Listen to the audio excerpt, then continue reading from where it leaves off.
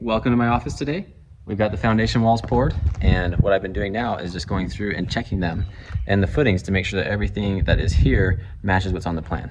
So come take a look at my office right here. What I like to do is I'll spread out the plans and I just go through everything. I make my annotations if anything's missing. There was one thing that I didn't see on the footing schedule. I called the engineer to make sure that we were okay. Just all these different things. You just want to double check all this stuff before you get too far along in the process, because if you're not checking as you're going, you're going to get screwed because something is going to go wrong. So make sure that you double check everything. That's one of the most important things in building a house, is just making sure it is right. Because if it's not right, it's bad. And it's easier to fix something up front than it is later on down the road. So some of the things I'm specifically checking for is going through the footing schedule. It's going to call out like an FSC 1.5. And you go to the table, and on this it says that that is a 10-inch tall footing that needs to be 18 inches wide. So I go to all those and I make sure that it's 10 inches deep and it's 18 inches wide. There's another one which is an FSC 2.0, which is a 2-foot wide footing. I got a 3.0 footing as well, which is actually that spot footing right there. That one's supposed to be 3 feet by 3 feet and 12 inches deep. So these are the different things that you need to check. Also, just make sure that they're all there. Footing guys will sometimes miss spot footings. It's happened. So it's a lot easier to get that corrected now, because you can either do it this way, be like just like a traditional footing like this, or you can do a shovel footing. So you want to get that corrected now. If you go through and just merely pour your slab, and then you've got your structural steel guy that's showing up to do a post, and he goes, hey, I'm drilling these, these anchor bolts down in, but I'm just hitting gravel after 4 inches instead of a footing. That's a problem. And it's a heck of a lot harder to fix it at that stage than it is now. Another thing to check is to go through, you see these hurricane straps that we have up here? Make sure that all of those that are supposed to be there are there. Another thing that you're looking around is just the general quality of the wall. See this? This is all looking pretty clean. You're not getting any like weird voids in the wall. You want to make sure that that's all happening. You also want to make sure that your doors and your windows are in place where they're supposed to be.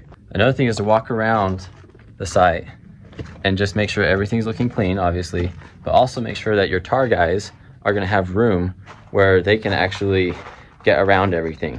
I'll show you over here. I have a little bit of an issue where I have to have the excavator pull back a little bit more material in order to make it so that my tar guy can spray this side of the foundation. So coming in right here, that wall is pretty dang tight to my excavation. So I need him to pull some of this material back, so that way my tar guys can actually come in here and spray. So the next steps on this project are having the excavator come. He's gonna put some gravel down here in the basement. That way my plumber, when he does his underground plumbing, is gonna be able to embed some of that plumbing pipe in the gravel. Makes it so it doesn't move nearly as much as if you just do it in the dirt.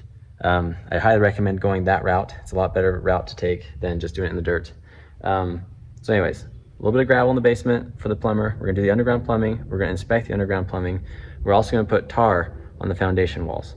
And then once we're done with the underground plumbing inspection and the tar's, the tar like a day to dry, maybe 2, we can start backfilling. Now you don't wanna backfill too soon after your foundation wall's been poured, because these things still need to cure a little bit. Usually, and it depends. If you've got like a long foundation wall without any corners, you probably want to give that one some more time. In this job, we've got all these corners all around, so it's a lot of strength on those corners. Probably about a week and a half from the foundation pour before we want to start actually backfilling. Hey everyone, I'm back in my truck. Real quick, I want to talk to you about Robbie Talbot. He is an awesome guy. He's actually my old roommate, and he is the first member of our YouTube channel. So let me give you a quick little walkthrough of some of the stuff that he does. Robbie is a bladesmith / blacksmith, and he has a really cool Instagram page that I'd recommend all you guys go check it out. And if you're interested, give him a follow. I can vouch for how awesome his knives are. I have one that he's made for me personally, and it is fantastic. And this guy is dang good at making a sharp knife. You can shave the arm hair right off your arm with it. It is scary sharp. Make sure you go check out his page. And if you're interested in becoming a member of Berlin Builds, there's a little link down here on the bottom. You just click that.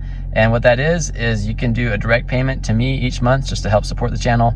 Right now, Robbie's payment is buying me Dr. Pepper each month, which I love Dr. Pepper. So thank you very much, Robbie. If you're interested in supporting the channel, look into it, and I hope you guys have a good rest of your day. Thanks. Bye.